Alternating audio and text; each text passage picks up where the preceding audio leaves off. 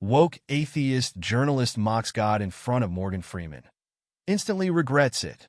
We dream of reaching 1,000 subscribers by the end of February.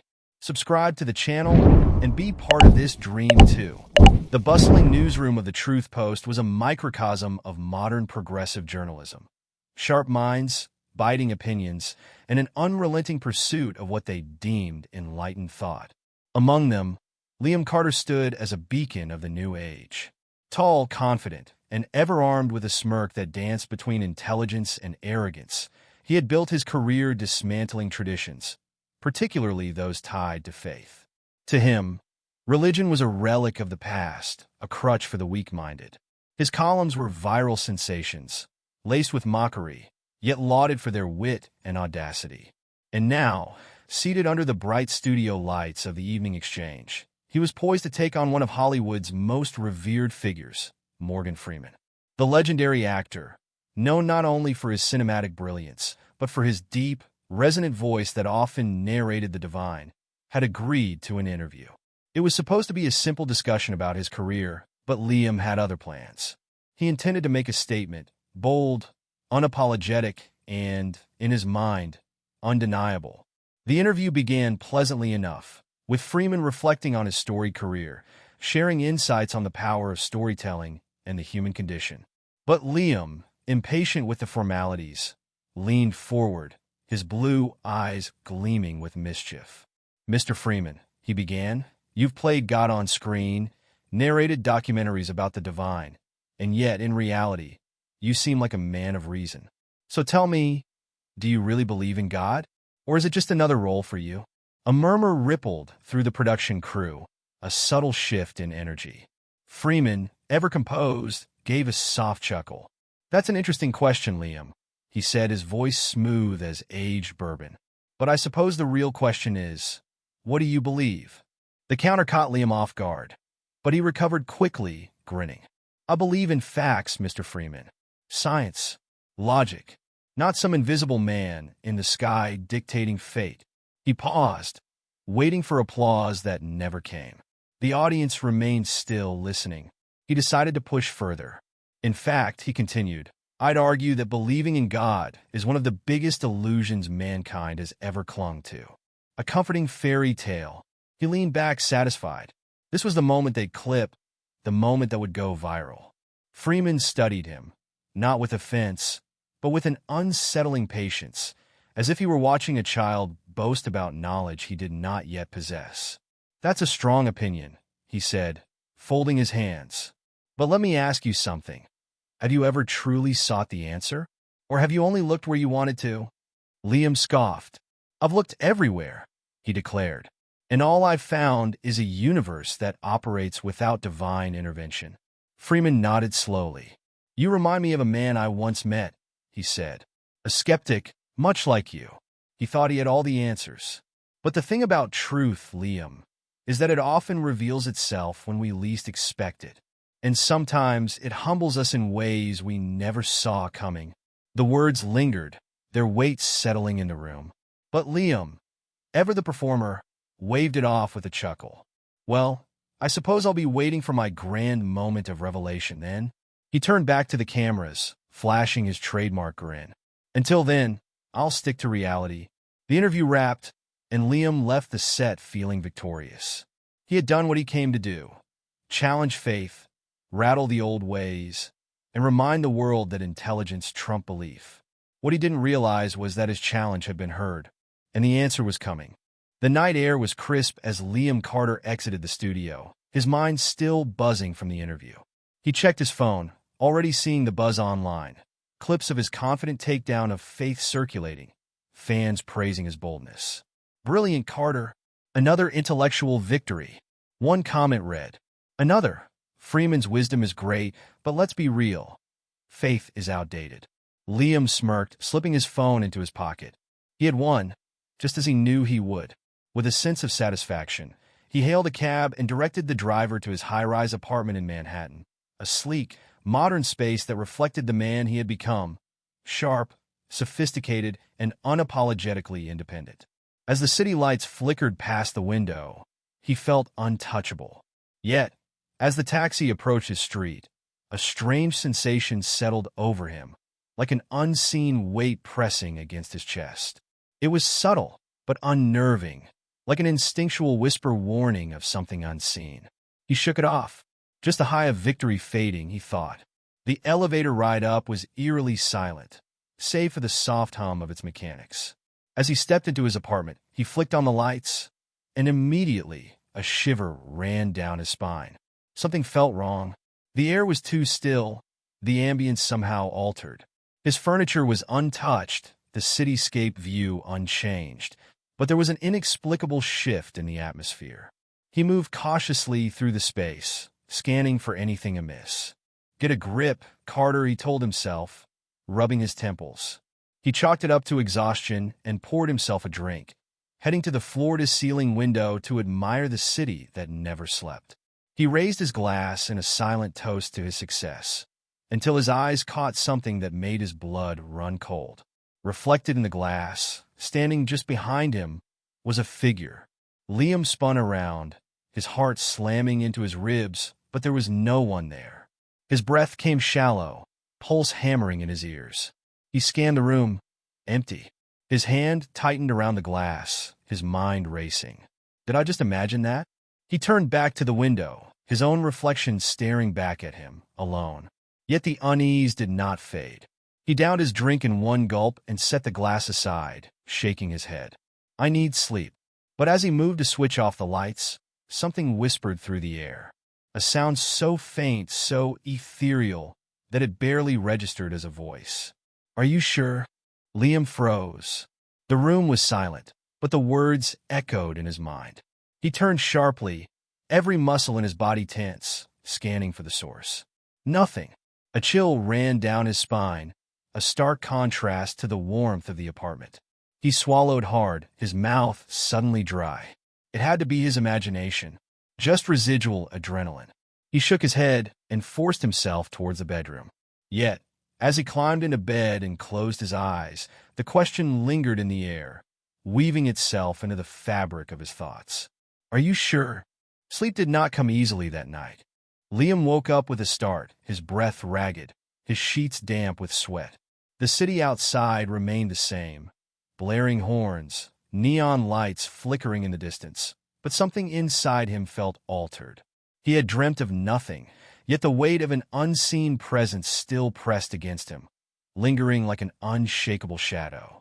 He rubbed his eyes and glanced at the clock, 3:33 a.m. The symmetry of the numbers sent an irrational shiver down his spine. He was a man of science, of logic. And yet, are you sure? The voice from the night before echoed in his mind, and for the first time in years, he felt something dangerously close to fear. Shaking it off, he swung his legs over the bed and trudged to the kitchen for a glass of water. As he reached for the faucet, the lights above flickered. Once, twice, then steadied. He exhaled sharply. Faulty wiring. That's all. But as he raised the glass to his lips, he caught movement in the reflection of the polished steel fridge. His pulse spiked. Someone was behind him. He turned sharply, fists clenched, but the kitchen was empty. His chest rose and fell rapidly. This is ridiculous, he muttered, his voice hoarse in the silence. Maybe he was just exhausted, his mind playing tricks on him. He had spent years dismissing faith, dismissing the unseen. And yet, here he was questioning reality itself. Needing air, he grabbed his coat and stepped onto his apartment's balcony. The crisp wind bit at his skin, grounding him. He exhaled, staring at the city sprawled before him, its relentless motion a stark contrast to his sudden stillness. Then, something in the corner of his eye caught his attention. Across the street, perched atop a billboard, stood a lone figure. A man, cloaked in darkness, his form barely distinguishable from the shadows. Liam's breath hitched. The figure was still, unmoving, yet somehow watching. He stepped forward, narrowing his eyes. Just as he was about to dismiss it as another trick of his exhausted mind, the figure moved. Not a casual shift, not a subtle sway, but an unmistakable nod. A deliberate acknowledgement. Liam's stomach twisted. He blinked, and in that split second, the figure was gone. Heart pounding, he stumbled back into his apartment, slamming the balcony door shut behind him. His hands were shaking now, his mind a battlefield of reason and something darker, something primal. He had mocked belief, dismissed faith, but now something was answering him, and he had no idea what it was. Liam barely slept. Every time he closed his eyes, a deep unease wrapped around him like an unseen force pressing against his chest. His logical mind fought to dismiss the events of the night before, the flickering lights, the voice, the shadowed figure on the billboard. But doubt had already sunk its claws into him. He needed an explanation, something tangible to ground himself. By morning, his exhaustion was palpable, dark circles forming under his usually sharp blue eyes. But he had a plan. He would meet with an old friend, someone who, despite their differing worldviews, had always seemed to carry an inexplicable peace. Father Elijah Monroe was not your typical priest. He had once been a professor of philosophy, a man of reason who had, as he put it, followed the evidence to its inevitable conclusion. Liam had sparred with him before in debates, ridiculing his belief as mere emotional dependency. But Monroe had never been offended, never wavered. Instead, he had always met Liam's cynicism with patience and an unshakable certainty. Now, for the first time, Liam was the one seeking answers. When he arrived at the small, stone-built chapel on the city's outskirts, he found Monroe tending to the candles near the altar, his presence as steady as ever. "Liam Carter," the priest greeted, his warm brown eyes studying him carefully. "Didn't expect to see you here. Lost a bet?" Liam scoffed, forcing a smirk, but the weight in his chest made it impossible to fully commit. "No bets. Just curiosity." Monroe didn't look convinced, but he nodded. Curiosity can be the first step toward truth. Liam exhaled sharply. "Look, I just need you to tell me something. Rationally. Ever hear of people experiencing weird stuff? Unexplainable things?" Monroe tilted his head. "Unexplainable in what way?" Liam hesitated. He didn't want to sound insane, but the rational explanations he had clung to were unraveling fast. Seeing things, hearing things, feeling like something is watching you. Monroe's expression turned serious. He closed the distance between them, lowering his voice. "Liam, I'll be honest with you. When a man mocks what he does not understand, sometimes something answers back." A chill ran down Liam's spine. He tried to laugh it off. "That sounds like a horror movie plot." Monroe didn't flinch. Truth often does. He studied Liam for a moment, then continued. "You've built your life on tearing down belief. But have you ever stopped to ask yourself why? What if you're not just fighting against faith but running from something?" Liam's jaw tightened. "That's ridiculous. I don't believe in anything. I never have." Monroe sighed. "Then why are you here, Liam?" The silence that followed was deafening. For the first time in his life, Liam had no answer. But before he could respond, a sudden gust of wind rushed through the chapel, extinguishing half the candles in an instant. The temperature seemed to drop, and the air grew thick, heavy. Monroe's gaze didn't waver. "You don't have to believe, Liam. But that doesn't mean you're not being watched." Liam felt his stomach twist. The warning in Monroe's voice was clear. And for the first time in his life, he wondered, had he finally pushed too far? Liam left the chapel with an uneasy feeling gnawing at the edges of his mind. The city's chaos should have been grounding. Horns blaring, people rushing past, the scent of coffee and rain lingering in the air. But instead, it felt like a distant echo, as if he were moving through a dream where nothing was quite real. Monroe's words clung to him, unwanted and unsettling. When a man mocks what he does not understand, sometimes something answers back. He shook his head, trying to push the thought aside. This was ridiculous. He was Liam Carter, logical, rational, untouchable. He just needed rest, a distraction. Back at the Truth Post, the newsroom was its usual buzzing mess of clacking keyboards and ringing phones. He stepped inside, relieved by the return to familiarity. His editor, Miranda, spotted him from across the room and waved him over. "Carter, you're trending again."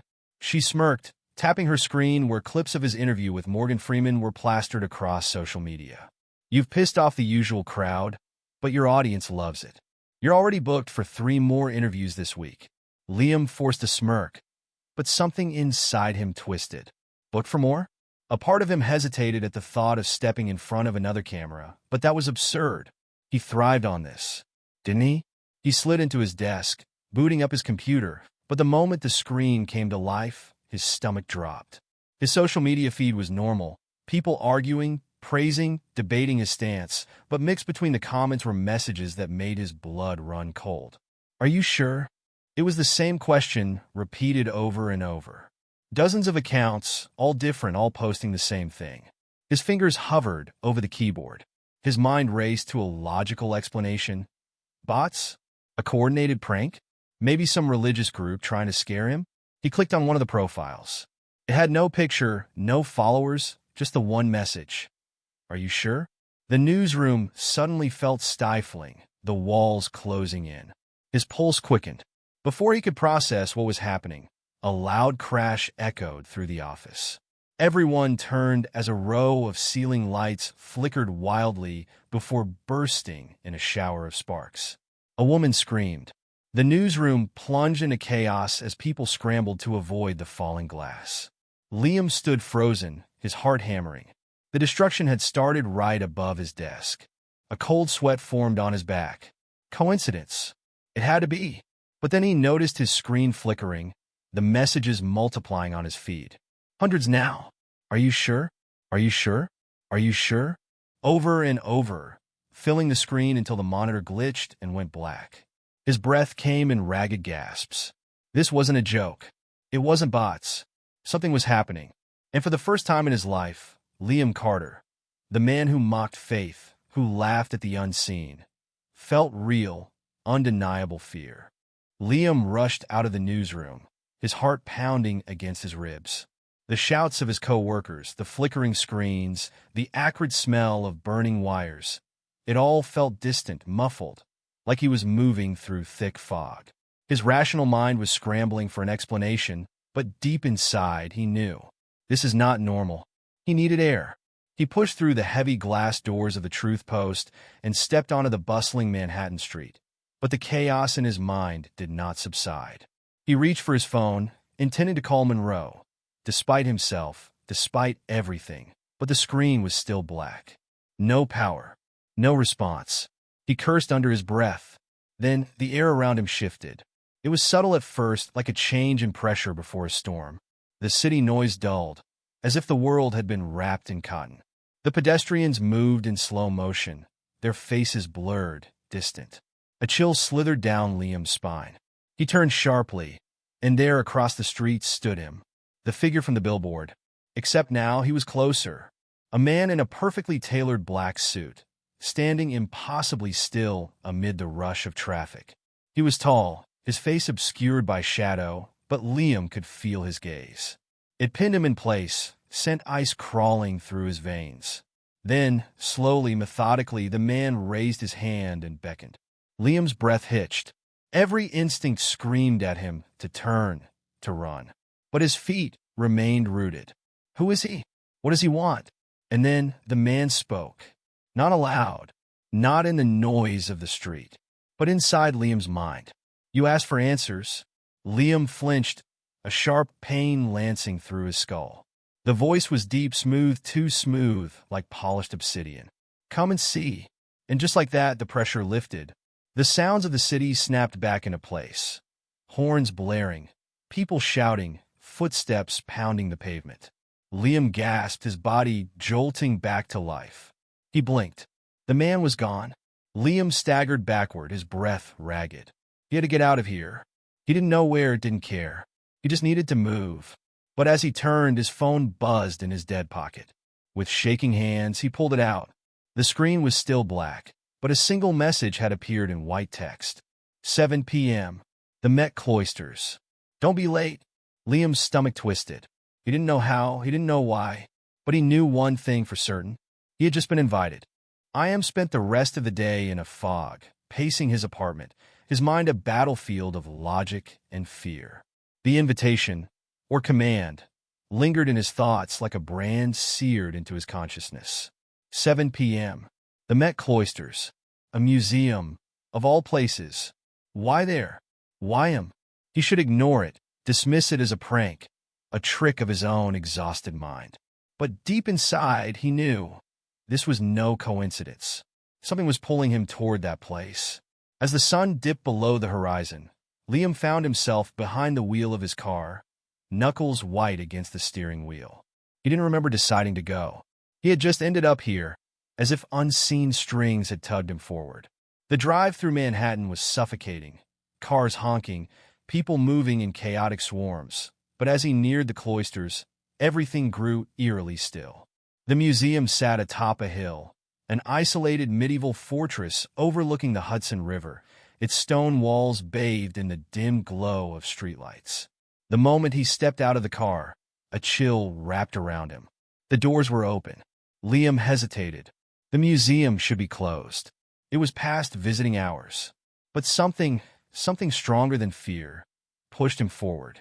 He stepped inside, his footsteps echoing against the ancient stone floor. The air was thick, heavy with the scent of old parchment and candle wax. The exhibits were silent, frozen in time. Tapestries of angels and demons, artifacts from a forgotten faith. His breath came shallow as he moved through the halls, the stillness pressing against his skin.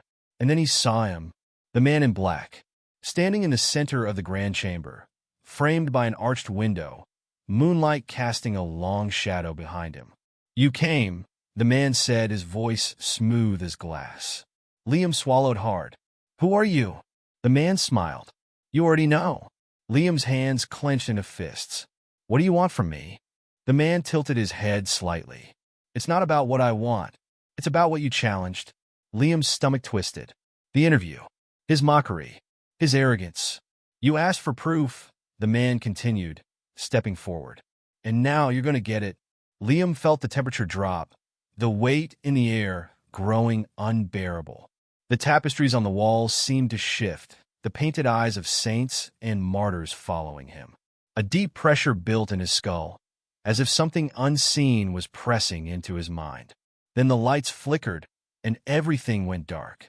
Liam barely had time to gasp before a whisper, soft, chilling, brushed against his ear. "Are you sure?" Darkness swallowed the room. Liam's breath came in shallow gasps, his hands trembling as he instinctively stepped back. His pulse pounded in his ears, the suffocating silence stretching into eternity. Then a flicker, distant and faint. A single candle ignited on the far side of the chamber, its weak flame barely illuminating the medieval stone walls. And then another, and another. One by one, torches and candles along the hallways sparked to life as if unseen hands had lit them, casting long, wavering shadows that danced like specters on the cold stone floor. The dim light revealed the man in black still standing before him, unchanged, unmoved. "You're afraid," the man observed, his tone void of mockery, void of amusement. Just certainty. Liam forced himself to stand taller.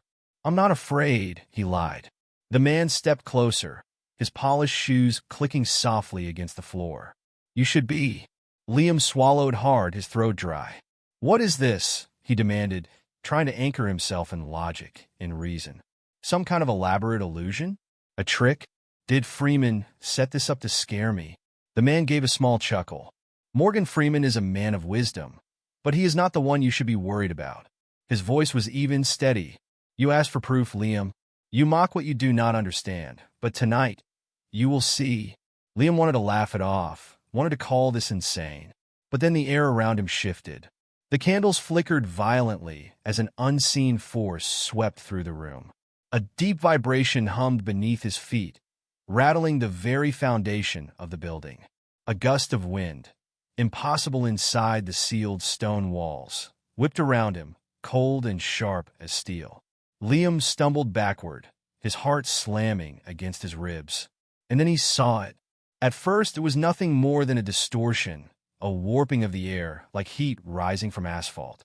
But as it expanded, it took shape.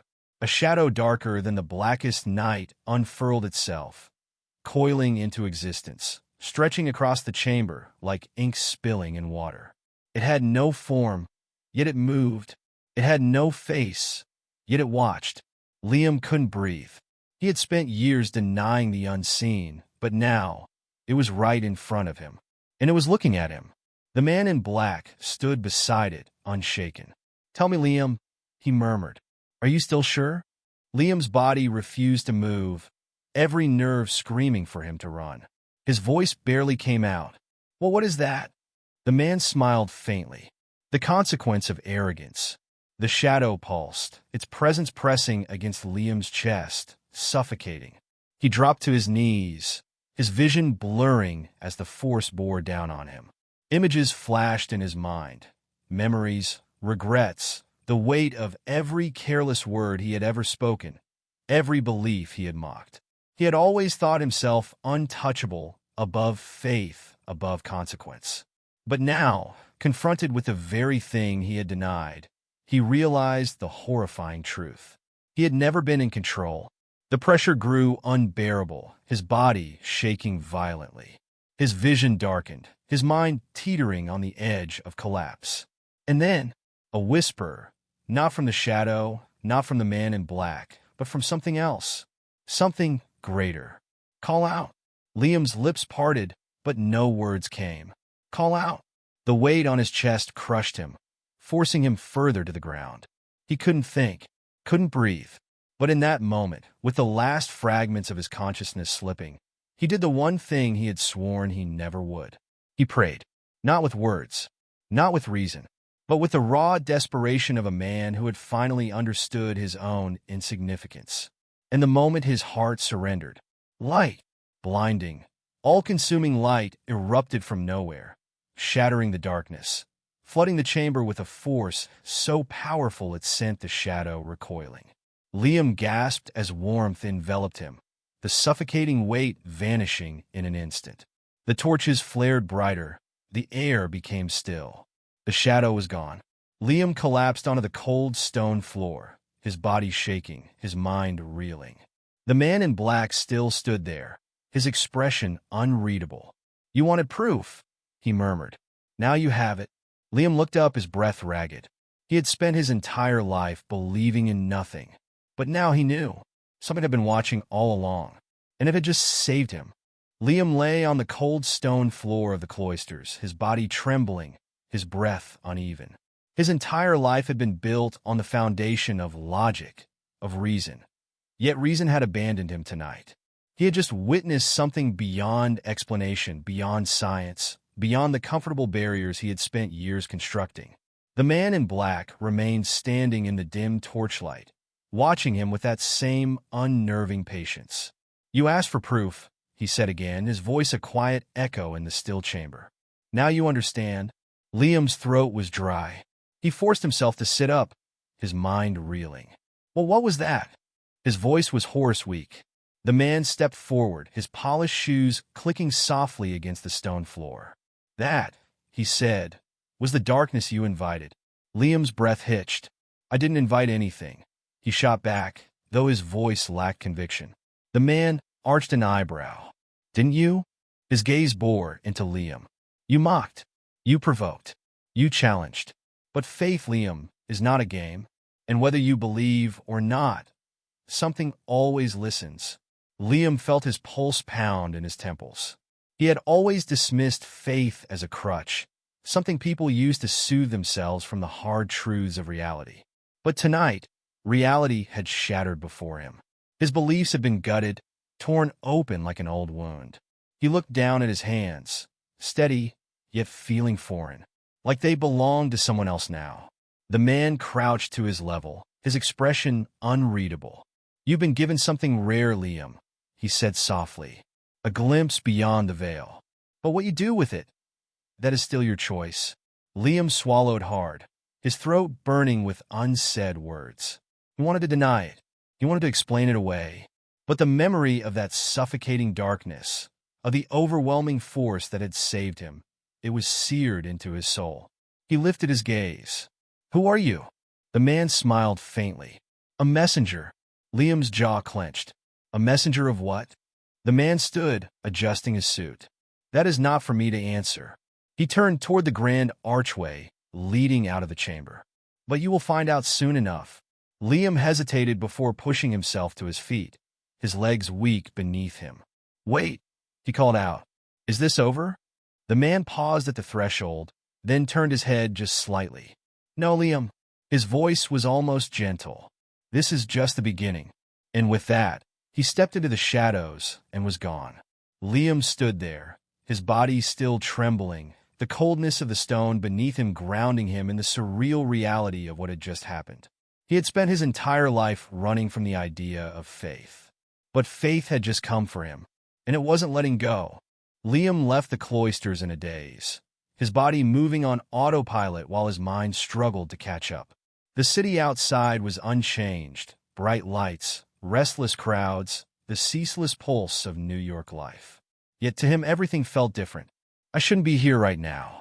I shouldn't have seen that." He gripped the steering wheel as he sat in his parked car, staring blankly ahead. His hands were steady, but inside, he was unraveling. He had spent his career tearing down belief, ridiculing those who put faith above facts. Yet tonight, he had encountered something no fact could explain. The rational part of him screamed that there had to be an explanation. Maybe it was a hallucination, a psychological breakdown, mass suggestion. But deep inside, he knew better. That thing, the darkness, the force pressing against his very soul, was real. And so was the power that had saved him. His phone buzzed beside him, making him flinch. He hesitated before picking it up. It was an unknown number. He answered. "Hello?" A familiar voice hummed on the other end. "Liam." He nearly dropped the phone. "Monroe." Father Elijah Monroe sighed. "You look like a man who's seen a ghost." Liam swallowed. "I don't know what I saw." "Yes, you do," Monroe said simply. "And now you understand why some of us believe." Liam's fingers tightened around the phone. "How did you know?" A pause. "Because I've been where you are. And because once you see, you can never unsee." Liam shut his eyes. "I don't know what to do." "Come to the church," Monroe said. "We need to talk. And this time, you need to listen." Liam hesitated, his pride still warring against his fear. But then he exhaled, defeated. "I'm on my way." The church was dimly lit when Liam arrived, its stained glass windows casting faint colors onto the wooden pews. Monroe stood at the altar, watching him as he entered. "You look like hell," Monroe noted. Liam let out a dry laugh. "That's an understatement." Monroe gestured for him to sit. "Tell me everything." And so, for the first time in his life, Liam Carter, the man who had built a career on mocking faith, told the truth. He spoke of the messages, the flickering lights, the man in black, the darkness, and the force that had saved him. When he finished, Monroe was quiet for a long moment. "You were warned," he finally said. "And now, you've been given a choice." Liam frowned. "What choice?" Monroe met his gaze.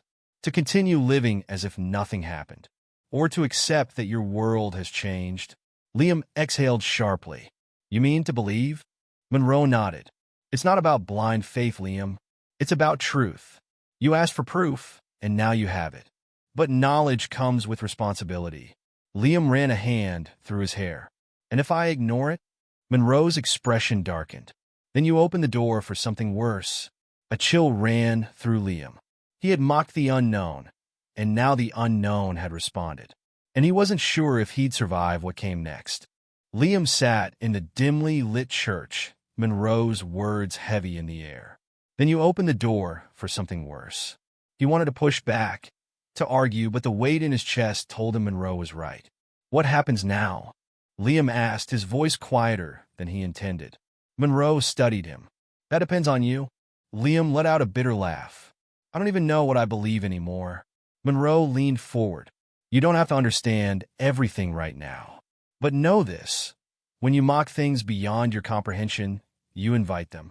You challenged faith, but what you didn't realize is that you also challenged the opposite." A slow, creeping cold settled over Liam. "The opposite?" Monroe's expression hardened. "The darkness that came for you, it wasn't just some random force. It was waiting. It's always waiting for people like you. Proud, skeptical, certain you need nothing beyond yourself." Liam's mouth went dry. "Then what was the light?" Monroe smiled faintly. "The mercy you didn't deserve but were given anyway." Liam looked down at his hands. For the first time, he felt small.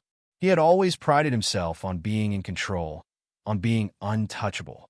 Now, he felt like a child who had wandered too close to the fire and barely escaped. But had he truly escaped? A sudden crash echoed through the church. Liam bolted upright. The candles flickered violently. Monroe's face darkened. "It's not over," Monroe said. A deep, guttural whisper slithered through the air, coming from everywhere and nowhere. "He's still mine?" Liam's blood ran cold. The temperature in the church plummeted, frost forming along the wooden pews. Monroe stood, his expression unreadable. "Liam, listen to me," he said, his voice urgent. "You need to make a choice. Now."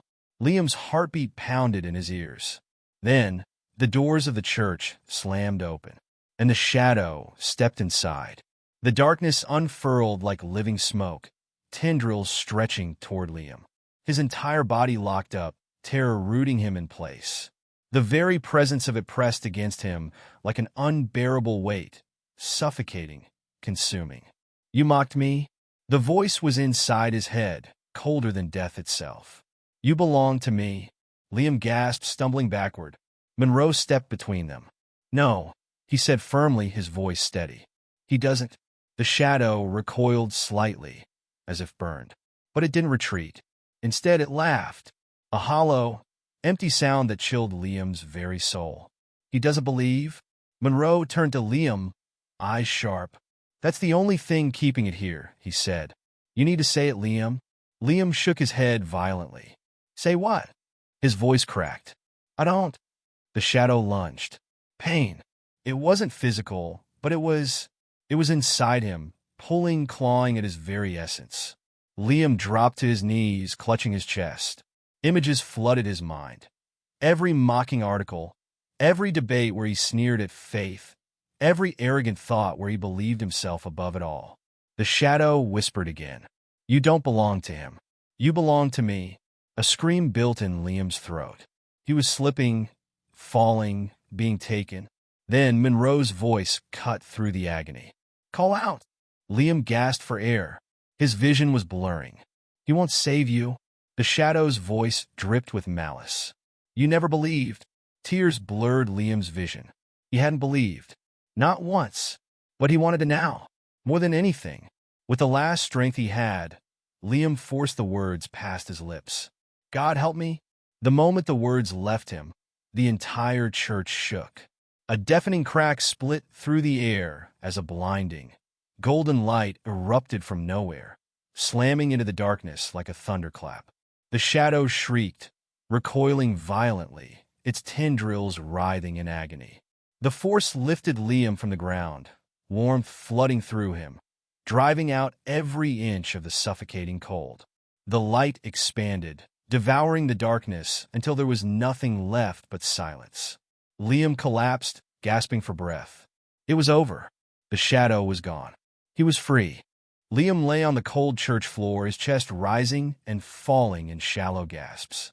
The silence was deafening, the air thick with something unspoken, something powerful.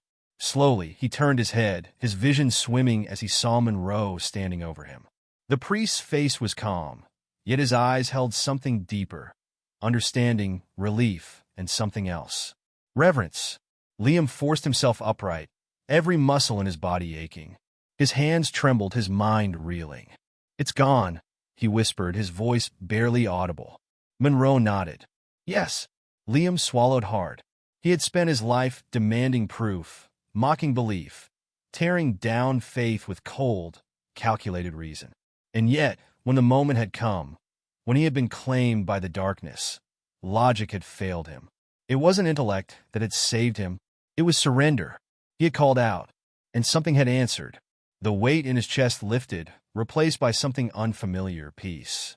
Not the fleeting, superficial kind he found in accolades and applause, but something deeper, something that settled. He looked at Monroe, his voice hoarse. "I don't deserve this." Monroe smiled, the corners of his eyes crinkling. "None of us do." He extended a hand. "That's the point."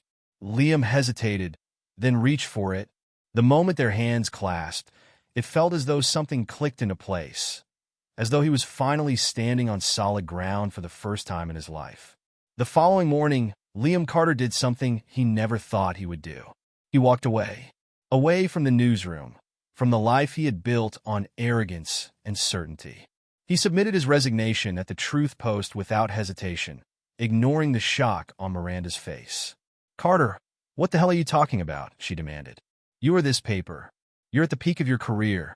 Liam met her gaze, and for the first time, there was no bravado, no smugness. Just clarity. "That's the problem," he said simply. And with that, he left. Days turned into weeks. Liam didn't return to writing, not yet. Instead, he sought answers. Real answers. He spent hours at Monroe's church, not as a skeptic, not as an observer, but as a man finally willing to listen. He read, questioned, wrestled with the weight of truth. He didn't transform overnight. Faith was not a light switch, not something he could force. But something inside him had shifted. One evening, as he stood outside the church, staring up at the fading sunset, he felt it again. That presence, the one that had saved him. It wasn't loud. It didn't demand. It simply was. Liam inhaled deeply, the crisp air filling his lungs. He didn't have all the answers, but for the first time in his life, he was willing to believe. Months later, Liam sat at his desk once more. A new laptop, a blank document open before him. But this time, the words he typed were different. They weren't sharp, mocking critiques. They weren't attacks on faith. They were the truth. "I spent my life convinced that belief was a weakness. That faith was for the foolish. I thought I was too intelligent to need it, too logical to accept it. But logic failed me when I needed it most. And when I was drowning in the darkness, the thing I had spent years denying was the only thing that saved me." Liam paused, his fingers hovering over the keyboard. Then he smiled faintly, and he kept writing. The greatest story of his life had just begun.